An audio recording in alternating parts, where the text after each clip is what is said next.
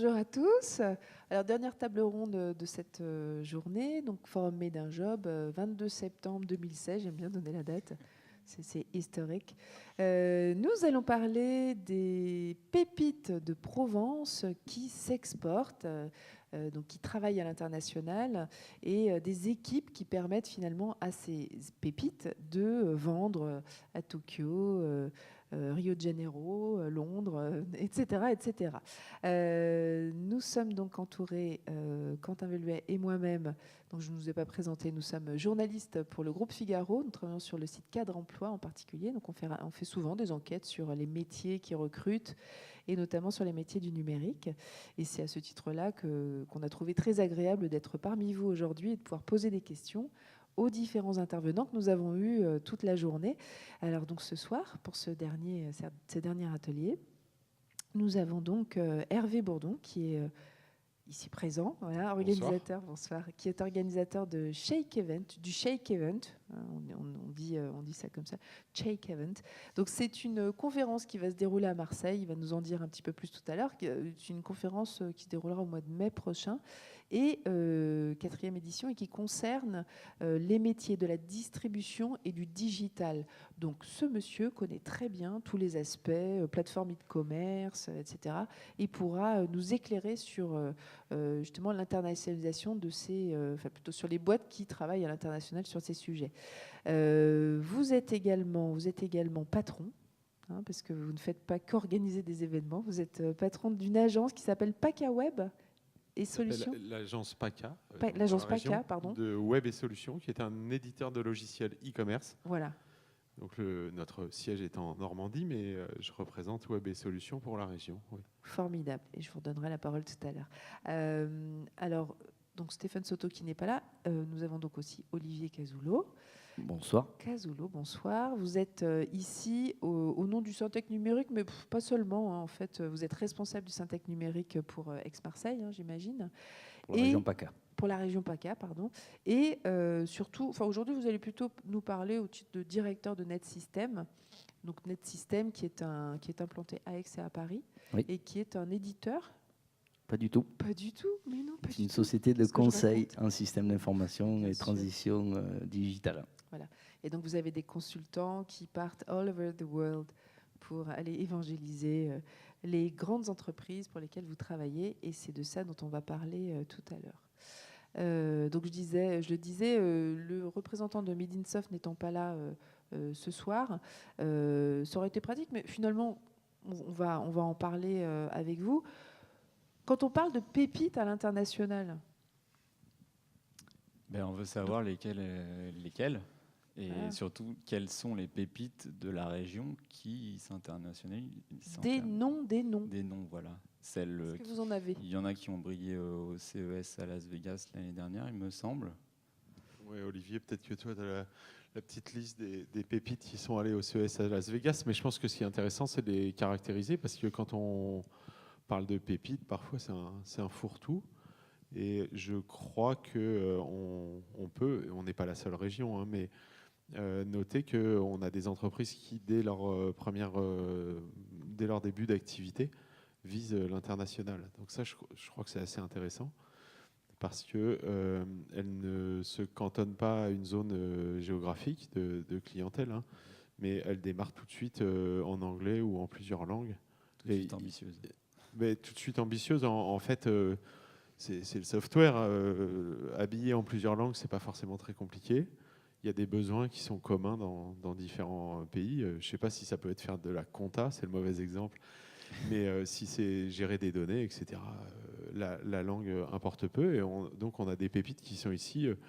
Il y a pas loin, il y a Kampen, K-A-M-P-N. D'accord. Kampen, ils gèrent des campagnes de publicité Facebook. J'ai pas le parcours de Charles, son dirigeant, mais je pense que de toute façon, par nature, dès le démarrage, ça fonctionne en anglais, en français, et c'est à l'échelle Facebook, même s'il est tout petit au départ, et que là, il grandit, là, je crois qu'ils vont être 10.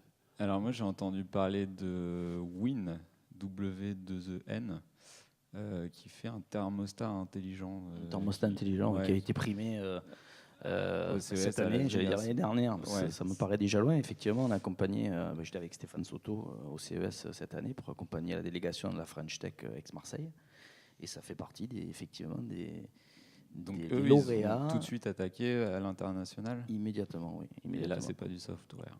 Et là, c'est pas du software, c'est à la fois du software embarqué et puis du hardware, bien sûr, de la microélectronique, etc. C'est une des spécificités, peut-être pour éclairer les propos d'Hervé, de la région, puisque la thématique, c'est pourquoi aussi les pépites de Provence s'exportent-elles. C'est on bénéficie d'un terroir propice, je crois. Hein. Les arbres poussent les plantes beaucoup mieux quand le terrain est fertile. D'abord, quand il fait beau aussi, c'est un élément important, hein, mine de rien. D'abord parce qu'on a des filières en termes de formation qui sont des filières d'excellence. Et ça, c'est la clé de voûte. Hein. Il faut former sur un marché pénurique des ingénieurs, des BTS, toutes les formations qu'on connaît, de l'apprentissage, etc. Et le deuxième élément, c'est que nous sommes également sur une région qui a une particularité forte, c'est qu'à Marseille arrivent 9 boucles opérateurs télécoms avec des câbles opérateurs sous-marins, et que cette proximité immédiate et ce nœud que constitue Marseille, comme quoi les Phocéens avaient eu du nez, lorsque pour d'autres considérations ils se sont installés là, c'est que c'est un atout formidable pour venir implanter des data centers ici dans la région. Et quand on parle d'un Facebook, d'un Apple, de grands majors comme ça, il faut savoir qu'ils sont très intéressés pour venir s'installer ici. D'accord. Ouais. Pour la simple et bonne raison qu'entre Marseille et Paris, vous gagnez 5 millisecondes de transit Internet, ce qui semble être rien, mais qui est phénoménal en termes d'infrastructure et de puissance et de ressources machines. Donc lorsque ces compagnies veulent s'exporter vers l'Afrique, où elles ne peuvent pas s'installer pour des raisons évidentes de sécurité, de moyens, d'infrastructures électriques, etc., ou vers l'Asie, eh bien, il est bien évident que la position de Marseille est fondamentale. Et pardon d'être un peu long, mais c'est important de ce simple fait, une fois qu'on a les data centers ici et les clients qui s'y implantent, ben vous avez naturellement tout l'écosystème autour qui se déploie comme une belle fleur qui s'épanouit, puisqu'il nous faut des développeurs, des intégrateurs systèmes, des intégrateurs réseau, il nous faut des sociétés qui sont dans ces technos-là, et puis bien évidemment ensuite d'autres jouent leurs cartes sur le e-commerce, sur les apps, etc., etc. Donc c'est vraiment une région qui géographiquement est très très bien située et porteuse de grandes perspectives de développement sur ces métiers. Ouais. Donc c'est pour ça qu'on parlait d'internalisation des équipes, parce qu'en fait, ce sont des boîtes qui effectivement sont très présentes à l'international, mais qui ont des équipes en France, quoi, qui bossent à partir de la France. Alors, pas tout à fait uniquement en France, chez vous, dans votre entreprise. Je sais que vous avez des consultants qui, certes, sont basés à Aix ou à Paris, d'ailleurs aussi, mais voyagent énormément. Ben, nous, on a la spécificité de faire de l'assistance à maîtrise d'ouvrage. C'est-à-dire, on est vraiment sur les métiers du conseil pur. On ne fait pas de réalisation, pas de développement. On est dans, j'allais dire, le design, l'architecture, la réflexion, l'expression de besoins métiers de nos clients, etc. Donc, on est sur du métier traditionnel de conseil. Et voilà, ce sont des métiers qui, mais comme beaucoup, hein, nécessitent forcément une proximité quand même avec le client. Il faut voir le client à un moment donné. Mais c'est indispensable. À l'ère de Twitter ou de tout ce que vous voulez, le rapport humain reste éminemment important et essentiel. Ouais, même pour les boîtes digitales, très numérisées, etc. On ne fait pas de Skype chez vous. On en fait beaucoup, évidemment. Ouais. Mais plutôt dans un deuxième temps. Mais plutôt dans un deuxième temps, lorsqu'on est en opération, c'est un outil, ce sont des outils formidables. Mais j'ai un exemple récent. On a fait une opération pour un client qui est à Valence et qui a été racheté par un fonds auprès d'un grand groupe américain implanté en Caroline du Sud. Les premiers échanges se sont faits à distance. Et c'était d'une complexité folle et le feeling ne passait pas. Bon, j'ai profité de partir à Las Vegas au CES en janvier pour m'arrêter en Caroline du Sud, pour les rencontrer. Je veux dire, le projet s'est passé admirablement bien parce que voilà, le contact est passé, l'accent chantant du Sud a certainement contribué, Et voilà, le rapport humain, heureusement, il est essentiel, il est fondamental, toujours. J'espère pour longtemps. Je l'espère aussi. Alors moi j'ai une autre question. Donc vous avez des consultants qui voyagent, mais est-ce que dans des plus petites structures qui n'ont pas forcément les moyens tout de suite de voyager, comment on s'organise en fait? Est-ce qu'on fait des horaires décalés? Comment pour s'adapter aux marchés internationaux? Comment on fait pour démarcher des clients à l'international alors qu'on ne bouge pas de... Ben nous, je ne veux pas monopoliser la parole, mais nous, on n'est pas très nombreux, on est 15. Hein. Donc la problématique se pose, bien sûr. J'allais dire qu'on s'adapte tout simplement. D'autre part, en Provence ou ailleurs, je pense que ça se passe pareil. Dans la techno ou pas, chez CMA, CGM, il y a des gens qui commencent à 4 heures du matin parce qu'ils font l'Extrême-Orient. Ouais, donc voilà, donc il y a Et voilà, il y a un des horaires, shift, ils sont décalés en conséquence de la zone géographique sur laquelle ils travaillent. Mais ce qui est intéressant, c'est qu'on trouve, je pense, assez fréquemment ici des plateaux sur lesquels, oui, on a une équipe à Asie et une équipe à tel ou tel endroit. Et on a un anglophone, un germanophone, etc. Et parfois on se déplace, parfois on ne se déplace pas, mais en tout cas c'est quelque chose qui dans la région est fréquent, parce que ce que vient de dire Olivier est vraiment caractéristique. On a des racines commerçantes qui sont très très anciennes, c'est 26 siècles. Hein. Oui. Les autres peuvent aller se rhabiller. Plus vieille chambre de commerce du monde ici, là, à Marseille. D'accord. Et la techno. Donc le mélange est plutôt favorable. C'est vraiment dans l'ADN de ce territoire. Pour compléter ce que vous disiez tout à l'heure, en fait, pourquoi est-ce que on exporte énormément depuis la Provence? C'est ça. Ça a toujours été une tradition, quoi. Regardez loin. Est-ce qu'il y a des secteurs qui sont plus représentés dans la région que d'autres, enfin des secteurs qui réussissent plus que d'autres? Alors, vous parliez des data centers et tout l'écosystème qu'il y a autour. C'est ça, mais pour ma part, il y a un petit biais, parce que c'est vrai que j'ai un angle e-commerce, mais ça va vraiment du plus matériel. Donc je parle de la logistique aux questions d'infrastructure, parce qu'on est dans une région carrefour, j'insiste encore sur ce point. Mais ici, on trouve le sillon rhodanien qui trouve sa fin, qui débouche sur la Méditerranée. On est entre l'Espagne et l'Italie. Donc c'est toutes les communications, les routes, tout ce que vous voulez. Plus, au-delà de la logistique, l'industrie du logiciel, des langues, des traductions, les services, évidemment. Et puis, ça va se décliner, je pense, à des exposants qui sont là. On a Monext, qui est dans les paiements. Donc, toute la chaîne de valeur est représentée ici de manière très, très riche. En fait, c'est une première activité quand on apporte d'autres. Et alors, parce qu'on raisonnait là tout à l'heure en relation client-fournisseur, mais ce qui est très caractéristique aussi de nos industries qui sont liées au numérique, c'est ce qu'on appelle la coopétition, c'est la compétition et la coopération. Et donc, on parle d'écosystème, et ici, on a des grands pans d'écosystèmes qui sont représentés. Là, j'ai la liste sur les genoux des entreprises qui sont parties à Las Vegas. Mais certaines sont voisines de bureaux, ont les mêmes clients, les mêmes fournisseurs, le même data center. Et tout ça, ça fait un peu, c'est pas une pagnolade, hein, mais il y a une proximité qui est réelle.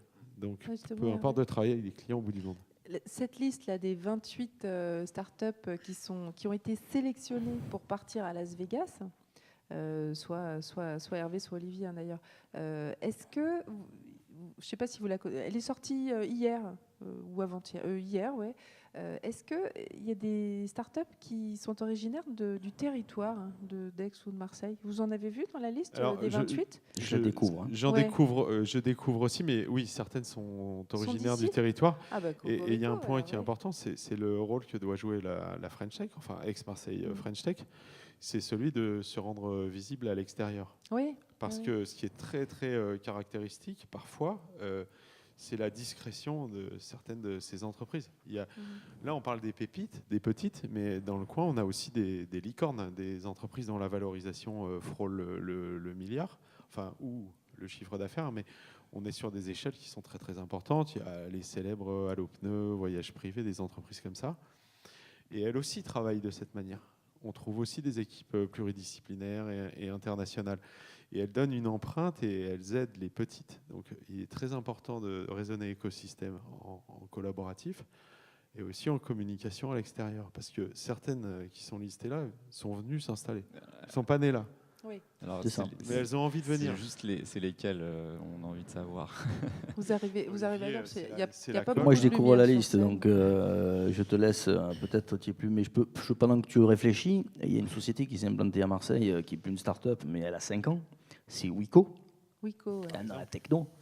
On peut en parler aussi. Bon, c'est un de nos clients qui a ouvert 22 pays quand même en 5 ans pour diffuser ses produits. Deuxième fabricant et vendeur de téléphones portables sur l'open market après Samsung.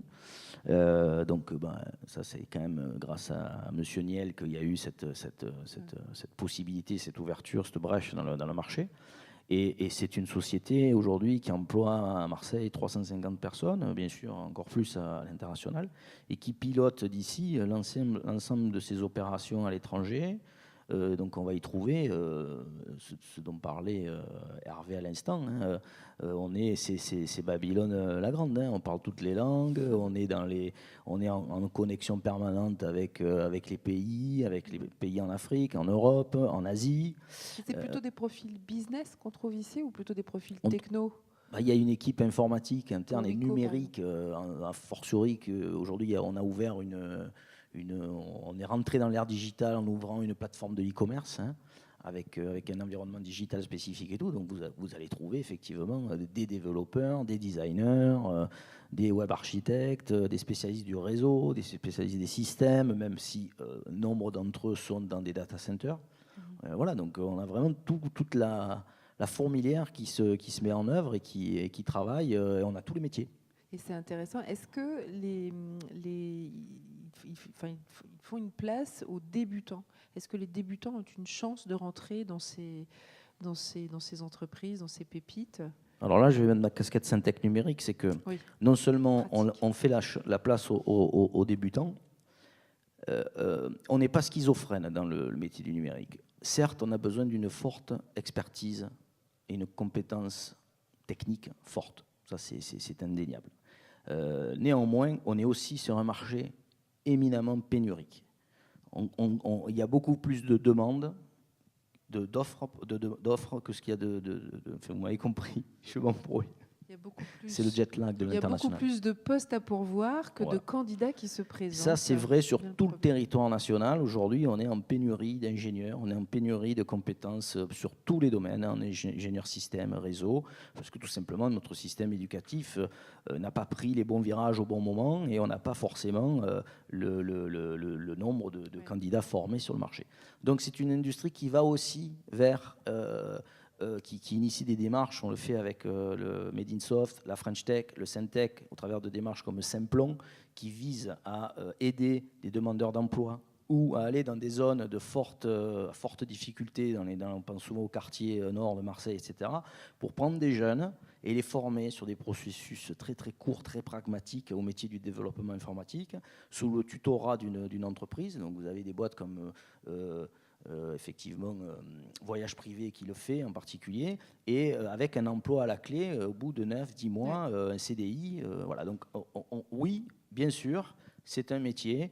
Pour peu que vous ayez l'esprit bien fait et structuré, vous avez et de la volonté, de l'envie de travailler. Et puis, bon, on n'est pas aux 35 heures non plus, hein, ni dans ces pépites. Ouais. Il faut avoir envie de bosser. Mais en général, les jeunes... Ils sont plutôt accueillis à bras ouverts. C'est plutôt, ils sont motivés. C'est plutôt ce qu'ils recherchent. Alors, je crois que c'était vous, Hervé, qui me parliez tout à l'heure qui soulignait le fait qu'effectivement, il n'y a pas que des franco-françaises, des pépites franco-françaises qui s'implantent sur le territoire. Il y a aussi des pépites étrangères, donc venant d'Espagne, d'Allemagne, etc., qui viennent s'implanter sur ce territoire. C'est ça. Je pense que ce qui est très important, c'est de voir que ça se fait en échange. Ouais.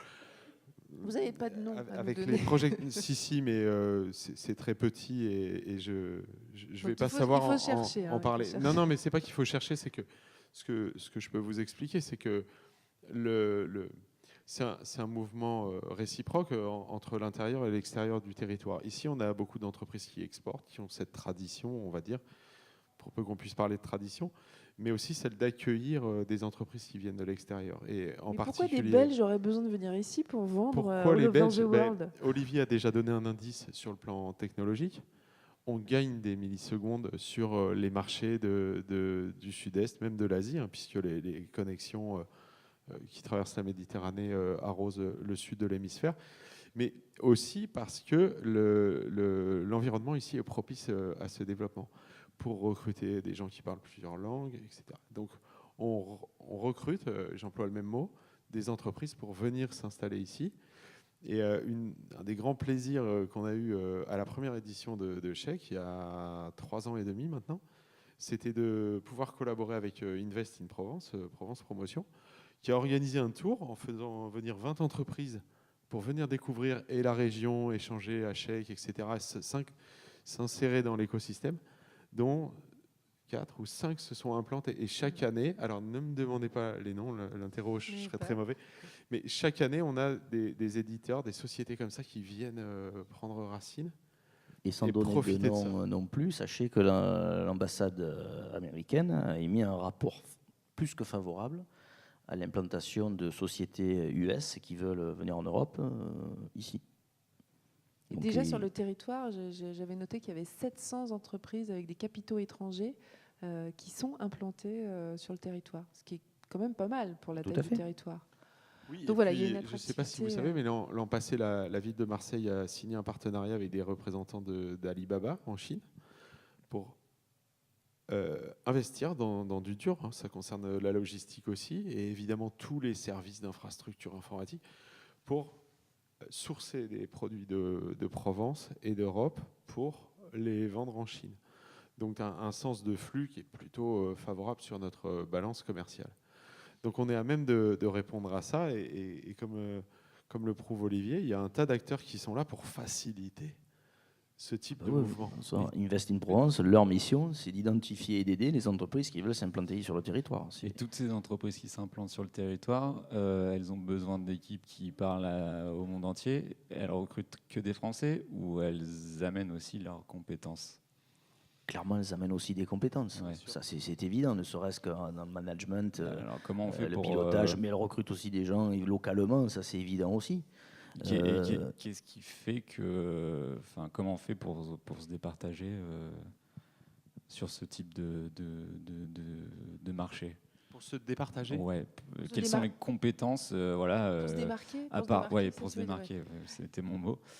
À part l'anglais ou une langue, est-ce que en France ou à Aix, en Provence ou à Marseille, est-ce qu'il y a un petit plus aussi au niveau des compétences, des formations des personnes? Moi, je ne raisonnerais pas. On n'est plus à l'époque des villages. Gaulois. Voilà, je n'osais pas le dire, mais on n'en est plus là. Donc effectivement, et puis on n'est pas non plus. On n'est pas du tout. Mais on n'est pas des ambassadeurs. Évidemment, on est très attachés à notre région. Et on est les premiers à vouloir développer l'écosystème. On s'y investit à plein d'égards. Mais on n'est pas non plus des arc-boutés sur notre région. Il y a qu'elle, c'est la plus belle, etc. Je pense qu'il faut raisonner sur le plan national. Il y a des régions formidables. On prend la région nantaise, elle est en pleine explosion avec une très forte spécificité, notamment dans le milieu de la pharmacie. Et ça, c'est en plein boom aussi. Je raisonnerais plutôt différemment en disant quels sont les atouts de la French Touch. Ça, c'est intéressant.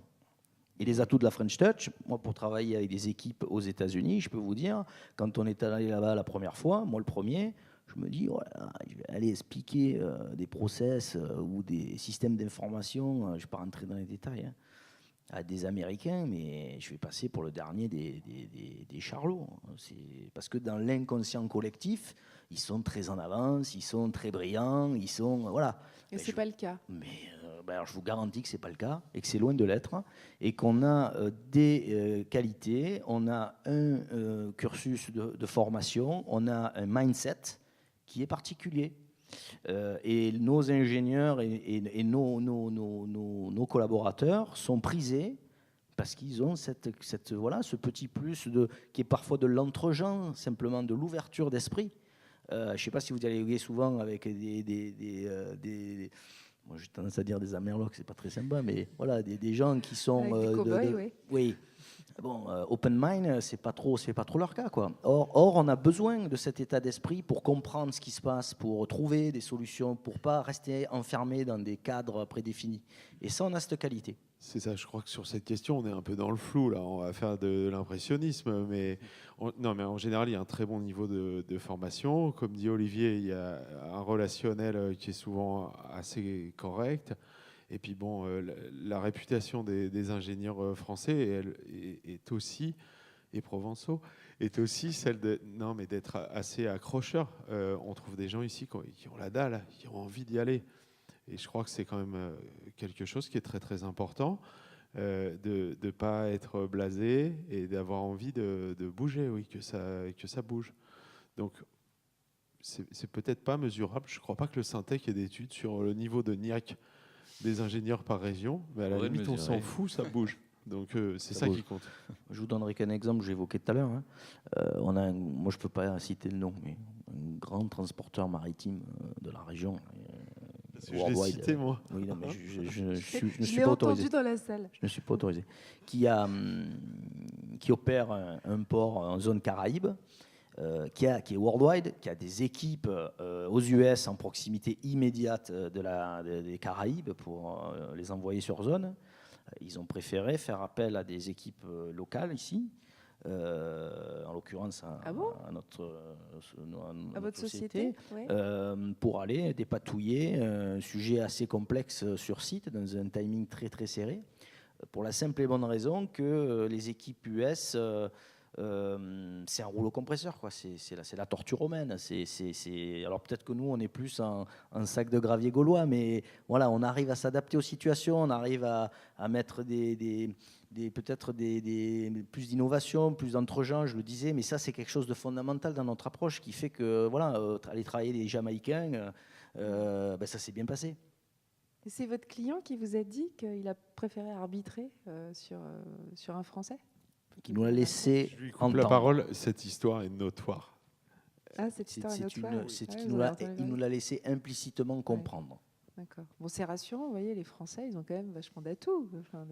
Dans leur personnalité, bon, ils sont chiants, mais c'est la personnalité. Oui, alors ça, je confirme. Apparemment, hein, on est d'accord. On fait que râler. Est-ce qu'on a fait le tour du sujet? Est-ce que Hervé, vous vouliez rajouter quelque chose? Moi, je pense qu'il y a un point qui est important, c'est de favoriser le fait que les étudiants d'ici, originaires d'ici ou qui sont venus étudier ici, aient envie de commencer leur carrière sur place. J'ai l'impression que parfois, ils s'éloignent. Oui. Ils vont à Paris ou ailleurs à l'étranger et puis ils reviennent quand ils ont une vie plus pépère. Que ça coûtait cher. Comment? Quand ils ont vu qu'il fait moins beau et que ça coûte plus cher de vivre à Paris ou dans d'autres. Je ne crois pas que ce soit que ça. Je pense qu'il y a une façon d'appréhender les choses, de les considérer. Et dans les messages qu'on doit émettre, c'est aussi qu'il y a les entreprises là, dont on vient de parler sans les citer, attendent, non mais je ne plaisante pas, des jeunes cadres ou des potentiels en leur disant mais commencez votre vie professionnelle ici. J'ai l'impression que ça ne se fait pas assez. Alors, il y a un autre élément quand même, c'est que tout n'est pas idyllique. Il y a aussi une image de la région dans les tabloïds ou la télé qui est véhiculée par les médias, parfois à juste titre, parfois un peu de manière exagérée, qui fait que faire venir des candidats, ne serait-ce que pour un contrat de qualif ou une formation dans nos écoles, quand ils ne sont pas originaires de la région, c'est pas quelque chose de facile. Je pense notamment à une entreprise ici qui cartonne dans le milieu de l'informatique médicale. Les filières d'excellence sont à Grenoble, mais faire venir un Grenoblois à Marseille faire ses études ou un stage, c'est compliqué. Donc on a aussi ce travail à faire d'évangélisation et de dire qu'il y a un bon vivre en Provence. Il n'y a pas que ce qu'on voit à la télé en termes de violence, de délinquance, et que c'est une région où on peut s'épanouir, où on peut profiter du littoral, où il y a une qualité quand même de vie qui est énorme. Oui. Le deuxième élément, c'est qu'on veut travailler à l'international, et il faut que nos étudiants, nos jeunes et nous-mêmes, on soit les premiers à faire des gros efforts sur nos cursus d'apprentissage de langues étrangères, parce que je peux vous dire, pour voyager beaucoup, on est vraiment, mais alors là, c'est pas une légende. Hein, On est des quiches en anglais, oui, ça c'est c'est sûr. vous qui le dites, mais total. Vous C'est croisez les des, sondages qui vous le disent croisez surtout. enfin, en ce moment, je travaille pour un client qui vient d'embaucher un jeune croate. Il parle 4 langues, il a 20 ans, couramment. Oui, non, mais c'est Je veux pas dire- du jeu non plus. Non, mais c'est pas du jeu, mais on est nul, nul, Ouais. nul, nul. Et là-dessus, Ouais. il y a aussi une prise de conscience fondamentale à avoir. Ouais. Voilà. On est aujourd'hui sur des marchés globalisés, il n'y a plus de frontières, et on est sur une économie du numérique qui est Oui. transverse, donc qui touche tous les secteurs. C'est pas étonnant que nos sociétés s'exportent. Partant de là, si vous parlez pas l'anglais, vous avez quand même un gros problème. L'un des reproches qui peut être fait par les cadres, notamment sur la vie dans cette région, ce qu'on a entendu, nous, dans nos enquêtes, c'est que c'est un peu comme une impasse quand on arrive ici. C'est-à-dire qu'on ne peut pas rebondir dans des entreprises qui vont nous permettre de faire carrière. Sous-entendu, on choisit une boîte et c'est un peu ouais, c'est un peu l'impasse, quoi. On a beaucoup moins de possibilités qu'à Paris ou dans d'autres métropoles. Qu'est-ce que vous répondez à ça ? Non, mais faut pas nier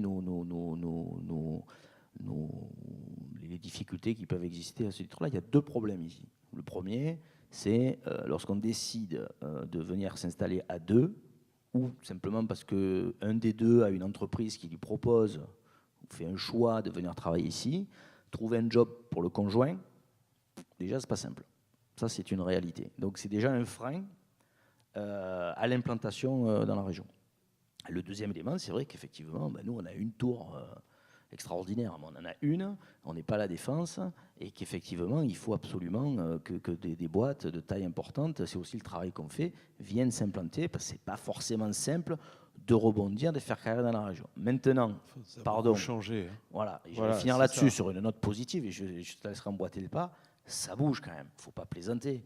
Vous avez des groupes internationaux qui sont ici, des Gemalto, des Airbus hélicoptères, on l'a dit, CMA CGM. Enfin, je veux dire, vous avez des sociétés dans le transport et la logistique dont le chiffre d'affaires frôle le milliard d'euros, mais personne n'en parle parce que personne ne s'y intéresse.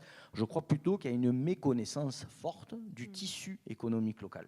Et c'est là que nous devons agir. Olivier, est-ce qu'il ne faudrait pas aussi que les cadres changent un peu de logiciel et qu'ils soient attirés par les startups, les PME, les petites, quoi. Il n'y a pas que les grosses dans la vie, quand même. Non, mais ça rentre dans le cadre d'une mutation générale qui est internationale en termes de structure d'entreprise entre les grands comptes, enfin les très grandes entreprises et les petites. Mais donc on retrouve ça au niveau local. Mais je pense vraiment, m'étant installé dans la région il y a 10 ans maintenant, que ça a énormément changé. Quand je suis arrivé ici il y a 10 ans, déjà il n'y avait pas le même niveau d'information, d'accueil pour les nouveaux arrivants. Il y avait Ça, le je métro trouve quand que même ça a déjà. complètement changé. Comment ? Le métro déjà à Marseille. Il y avait déjà le métro. Mais non, mais du point de vue quand même de la métropole, Aix-Marseille, etc., ça a beaucoup changé. On a des grues partout, beaucoup d'entreprises qui s'installent. Il y a eu un développement et aussi plus de facilité, je trouve, sur les questions que tu viens d'aborder, qui sont réelles, mais qui sont en voie d'évolution extrêmement rapide. Ceci étant dit, il faut répondre aux questions. Et ta question, non mais tu y réponds, hein, mais ta question... La question, c'était est-ce qu'il ne faut pas aussi inciter les cadres Oui. à aller vers les petites, vers les startups? Parce qu'en fait, Il- ce territoire, c'est un maillage de petites Il a boîtes. commencé à y répondre, Hervé. C'est pour Ouais. ça qu'on est hyper complémentaires, en fait. Il y a un changement- Quand Olivier ne sait pas répondre, il passe le Il y a ballon. un changement Il sociétal y a un changement majeur sociétal, voilà. qui s'opère aujourd'hui. Et je crois que les cadres, ils savent, pour peu qu'ils s'acculturent un peu aux faits économiques, qu'ils ne feront pas leur carrière 30 ans dans la même société aujourd'hui. Ils le savent. Et moi, je l'ai compris, et je ne suis pas très très vieux, mais je suis plus tout jeune, j'ai 42 ans, je l'ai compris il y a 20 ans, ça. C'est pas possible. Donc, effectivement, il faut s'ouvrir, effectivement, il faut prendre des risques, effectivement, il faut changer. Mais on vit dans la société du changement. Tout change en permanence. On est obligé. Si vous ne vous adaptez pas, mais vous restez sur le côté, tout simplement. Un dernier mot, Hervé. Vous vouliez ajouter Oui, il y a un dernier mot, il y a un cliché contre lequel je voudrais lutter, c'est celui du pastaga en terrasse. Oui, ça existe, ouais. Mais en venant m'installer ici, j'ai trouvé qu'on travaillait beaucoup plus.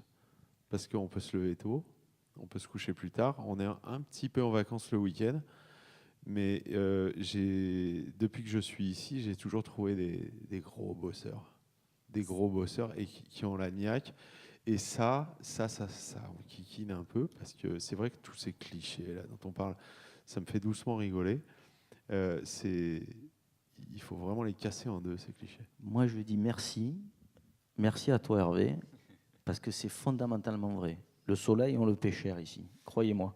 Et les gens bossent beaucoup, et on a une image Ouais, on veut bien vous croire. Et vraiment, d'ailleurs, vraiment c'est sans dégradante. doute pour ça que les sociétés d'origine étrangère viennent s'implanter ici, parce qu'on se rend compte qu'on y vit bien, mais on y travaille beaucoup aussi. Enfin, on peut aussi y travailler comme sérieusement. Enfin, et ça casse aussi. On n'arrive pas au bureau à 10h. Hein. Ah, ouais. Ah bon? Jamais. Une En dernière faisant la question gueule comme à Paris. Alors, les clichés sur Paris, ça fera l'objet d'une autre table ronde, si vous le voulez bien. C'est pas des clichés, j'y suis 3 jours par semaine. Mais justement, pareil, vous en hein. avez une vision très déformée. Une dernière question, Quentin? Non, on peut peut-être continuer sur le rituel de la journée, demander au public s'il Oui. y a des questions. Il y a une question. Oui. Ah oui, non, c'est le micro qui Il y peut avait des circuler. personnes qui cherchaient des emplois. Ah oui, il y a un monsieur là, profitez-en. Samuel, il a une question là, il est là.